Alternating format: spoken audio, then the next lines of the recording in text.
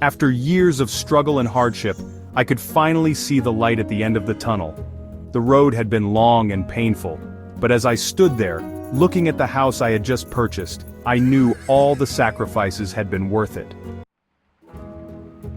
Life hadn't been easy. We had once lived in a grand mansion, our every need met, our future seemingly secure.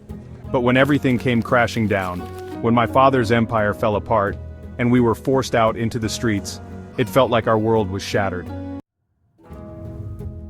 The loss of my brother so young to a sickness we couldn't afford to treat was a wound that would never fully heal.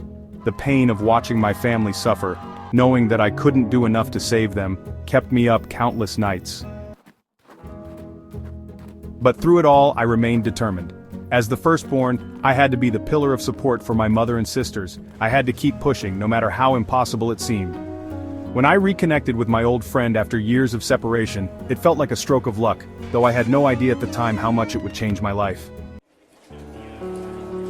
His offer was simple: help him sell cars, and I would keep 50% of the profit. It wasn't much at first, but I worked day and night, doing everything I could to learn and grow in this new venture. For 8 years we built this business together, and slowly, I began to see the fruits of my labor. It wasn't just the money, it was the sense of purpose, the feeling that, at long last, I could create something for myself and my family. When I finally bought my first house, it was an emotional moment.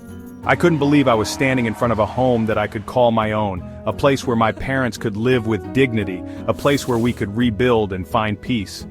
The tears I shed that day weren't just for the success I had achieved, but for the family I had fought so hard to protect and care for.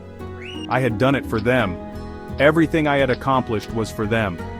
I put my mother and father in the house where they could rest, finally free from the burdens that had weighed them down for so long.